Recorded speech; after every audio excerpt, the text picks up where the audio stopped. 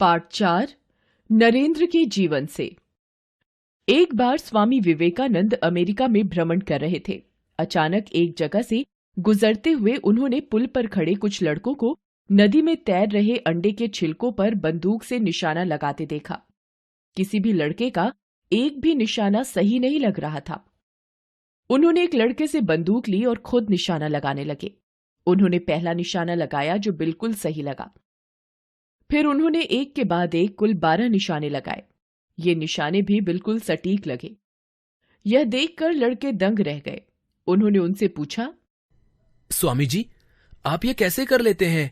आपने सारे निशाने बिल्कुल सटीक कैसे लगा लिए? स्वामी विवेकानंद बोले, असंभव कुछ नहीं है। तुम जो भी कर रहे हो, अपना पूरा दिमाग उसी एक काम में लगाओ। अगर तुम निशाना लगा रहे हो तो तुम्हारा पूरा ध्यान सिर्फ अपने लक्ष्य पर होना चाहिए। तब तुम कभी चूकोगे नहीं। यदि तुम अपना पाठ पढ़ रहे हो तो सिर्फ पाठ के बारे में सोचो। लड़कों को यह सीख देने वाले स्वामी विवेकानंद का बचपन का नाम नरेंद्र नाथ दत्त था। ये बड़े मेधावी छात्र थे। नरेंद्र बचपन से ही बहुत होनहार थे। उनकी माता भुवनेश्वरी देवी कथा कहानियां सुनाकर नरेंद्र में उच्च संस्कार भरती रहती थी। उनके पिता विश्वनाथ दत्त कलकत्ता यानी कोलकाता के उच्च न्यायालय में एक वकील थे। नरेंद्र को अपने पिता से कुशाग्र बुद्धि और माता से धार्मिक विचार विरासत में मिले थे। जब वे 6 वर्ष के थे तो उन्हें पास के स्कूल में भर्ती करा दिया गया। उनके पिता उन्हें घर पर भी पढ़ाते थे। बाद में उन्हें पढ़ने के लिए कलकत्ता भेज दिया गया। 10वीं की परीक्षा में सारे स्कूल में अकेले नरेंद्र ही प्रथम श्रेणी में उत्तीर्ण हुए। शरीर से स्वस्थ और सुंदर नरेंद्र कुश्ती तथा तैराकी आदि खेलों में प्रवीण थे। संगीत से भी उन्हें बहुत प्रेम था। कहानी सुनाने में नरेंद्र का कोई जवाब न था। जब वे कहानी सुनाना शुरू करते, उनके सहपाठी सब कुछ भूलकर उनकी कहानी सुनने लगते। एक दिन नरेंद्र अपने मित्रों को कहानी सुना रहे थे। वे कहानी सुनाने एवं सुनने में इतने मग्न थे कि शिक्षक कब आकर पाठ पढ़ाने लगे उन्हें पता ही न चला। कक्षा में बोलने की आवाज सुनकर शिक्षक ने पूछा, वहां बातें कौन कर रहा है? सभी छात्रों ने नरेंद्र और उनके मित्रों की ओर इशारा कर दिया। शिक्षक ने क्रोधित होकर एक एक से पाठ से संबंधित प्रश्न पूछने आरंभ किए। अपनी पहले से की गई तैयारी के कारण नरेंद्र को छोड़कर अन्य कोई छात्र प्रश्नों के उत्तर न दे सका। शिक्षक को विश्वास हो गया कि नरेंद्र पाठ पर ध्यान दे रहा था और दूसरे छात्र बातचीत में मग्न थे। उन्होंने नरेंद्र को छोड़कर सभी को बेंच पर खड़े होने का दंड दिया, लेकिन तभी नरेंद्र स्वयं बेंच पर खड़े हो गए। शिक्षक ने कहा, नरेंद्र, तुम बैठ जाओ। तुम्हें बेंच पर खड़े होने की कोई जरूरत नहीं है।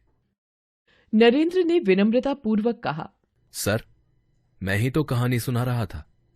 शिक्षक नरेंद्र की सच्चाई के प्रति निष्ठा देखकर चकित रह गए और सभी को क्षमा कर दिया। नरेंद्र को किताबें पढ़ने का भी बहुत शौक था। वे जिस बात को एक बार सुन या पढ़ लेते, उसे कभी नहीं भूलते थे। वे प्रतिदिन पुस्तकालय से एक पुस्तक लाया करते, अगले दिन उसे लौटा देते और दूसरी पुस्तक ले आते। पुस्तकालय के अधिकारी को बहुत आश्चर्य होता। वे सोचते कि यह लड़का एक दिन में ही पूरी पुस्तक पढ़ता भी है या पढ़ने का ढोंग करता है। एक दिन उन्होंने नरेंद्र से पूछ ही लिया, तुम पुस्तक पढ़ते भी हो या वैसे ही बिना पढ़े लौटा देते हो? नरेंद्र ने कहा, मैंने आपके यहां से ली गई सभी पुस्तकों को अच्छी तरह पढ़ा है। आप चाहें तो किसी भी पुस्तक से प्रश्न पूछ सकते हैं। अधिकारी ने नरेंद्र की लौटाई किताब उठाई और एक पृष्ठ खोलकर प्रश्न पूछना शुरू किया। नरेंद्र ने सभी प्रश्नों के सही सही उत्तर दिए। अधिकारी के मुंह से निकला, ऐसा कैसे हो सकता है? नरेंद्र बोला, इसके लिए सिर्फ अभ्यास और एकाग्रता की आवश्यकता होती है। मन लगाकर पढ़ने से ये सब संभव है। ऐसी प्रखर बुद्धि के स्वामी थे नरेंद्र। बड़े होकर 24 वर्ष की आयु में नरेंद्र नाथ ने संन्यास ले लिया और वे धार्मिक ग्रंथों का अध्ययन करने लगे। उन्हें अपने देश और देशवासियों से बहुत प्यार था। उन्होंने हमेशा देश को संगठित और शक्तिशाली बनाने का संदेश दिया।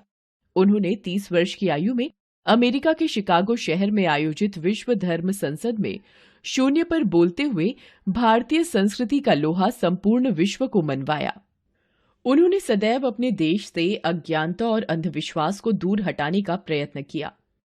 शिकागो से लौटकर अपने देशवासियों, विशेष रूप से युवाओं को जगाने के लिए सिंह गर्जना करते हुए उन्होंने कहा, उठो, जागो, आगे बढ़ो और अपना लक्ष्य प्राप्त किए बिना रुको नहीं।